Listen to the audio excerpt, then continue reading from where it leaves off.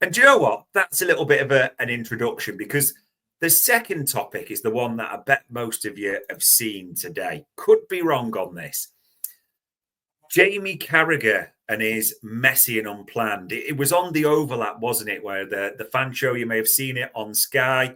Now, the annoyance with me of this is I can't play you the video so you can actually see it, make your own judgments. You get body language, context, all those things when it's a live show recorded, however you want to put it. Because Sky would just shut it down in the embargo, even though realistically it would just be completely free advertising for them, wouldn't it? But such is the way of things. So let's talk about these, because they relate to the forward line. They relate to what's being discussed around this as well. So here's the quotes from Jamie Carragher that I made a note of. Again, I'm not going to do an impression or deliver body language, but just going to give you the quotes that we've written down here. Talking about Isak, of course. He will be an amazing signing, but from a Liverpool fan's point of view, for myself, I don't want Liverpool to spend 150 million on Isak. It feels a bit messy to me now. For me, when I think of Liverpool, it doesn't look really planned. I don't think the plan is to buy a striker for 80 million and then be looking to buy another one for 120. Which obviously opens the can of worms as it does on social media, and different people reply, there's retorts, all sorts of things that go on. But there's a couple of things in this for me in the attacking line and the circumstances. Maybe that is the right thing to say.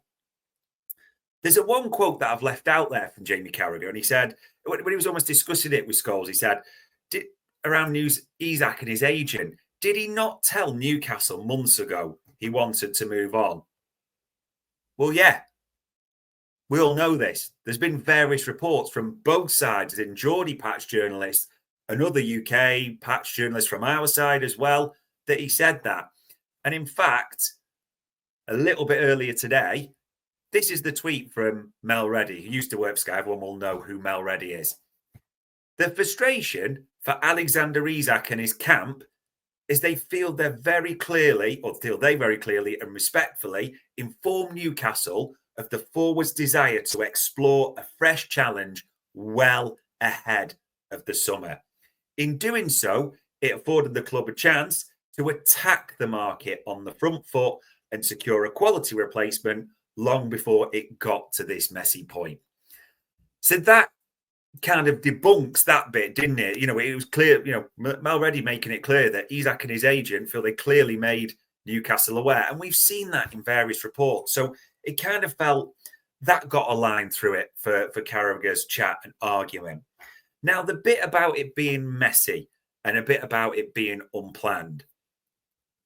If there's one thing Liverpool are not in this window, it is messy and planned. That is the exact opposite of the description you would apply. In fact, it's the description you would apply to Newcastle United. And I'm sure I'll be joined by some of them or comments in their chat panel soon. But Liverpool plan well ahead.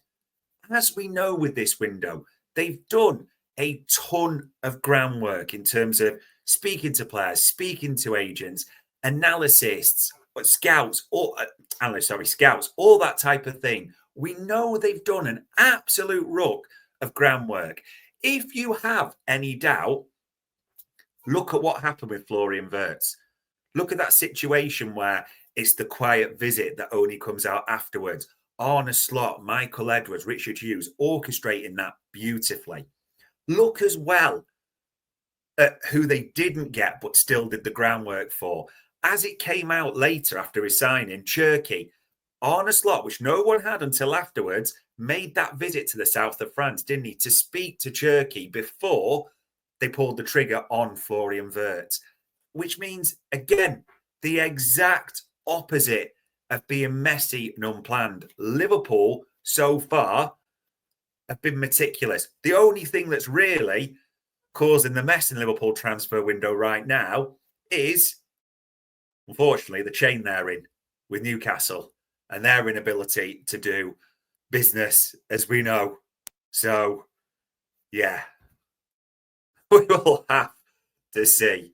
on that, won't we? Hey, there's a few breaking news people coming in, tweeting in this, but again, we don't want to check it's a spoofer. So feel free, if there are other names coming in, to drop them in, provided it is genuine. We will see.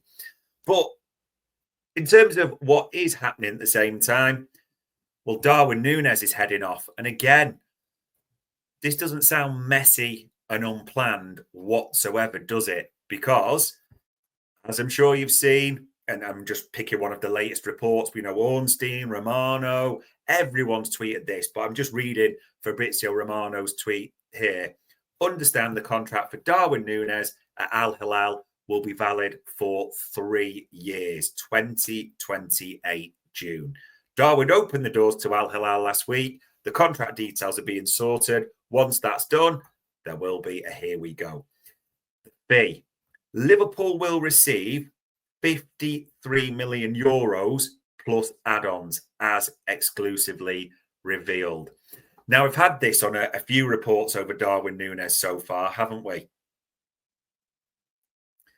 That it's 53 million euros, which, again, if you get them at Tesco, translates about 45 million. But important to say, there's add-ons, aren't they, that Liverpool are doing the deal with for Al Hilal by the looks of it. So, I don't know. Is it a good fee? I think in the current market, and I want to be careful how I say this, we had the Napoli debacle. The AC Milan doesn't feel real, does it? That type of thing with the moves they're making. Yeah, I'm not really sure that this is, in terms of the yardstick and the amount, people will look and say, well, look at what others are going for. So, of course, it's got to be different. But, yeah, I think it's a decent deal. If we can get, as reported, somewhere around with the add-ons, 55 million, or actually, there you go, the latest one, 56.6 million if all the add-ons are triggered. Seems to be the suggestion. Again, we'll have to wait for further reports then. Yeah, I think that's good money. But again, Diaz out. That was always planned, wasn't it? Let's be honest. Nunez out. That was always planned. So what's messy and unplanned? I think for context, and we've got to bring this in, an unfortunate situation is with the tragedy over Diogo Jota, I think that changed the planning as well. Of course, it had to, unfortunately. So it looked like it would be Isak or Ekatike. But now, with the circumstances and the tragedy, Liverpool have made the planned decision in those circumstances to get both. Which then a little bit brings you to, I suppose, the ultimate question, which, and Carragher went back and forth with a few people, didn't he, around, oh, no, you're missing the point in terms of, it was the other starter who's happy to be second. It's fudged. It's no one buys a backup for around 80 million quid. And it almost goes back to Yanis's point there at the start of the show that Jota, Diaz, Nunez, Chiesa played 4,800 minutes in the Premier League alone. So assuming Rio gets a few hundred minutes, we need one more forward in addition to Ekatike. Well, let's put Isak on the pitch just to be a bit greedy, eh? Is that core enough? Cody Gakpo, Hugo Ekatike, Alexander Isak, touch wood that he comes, that's the expectation.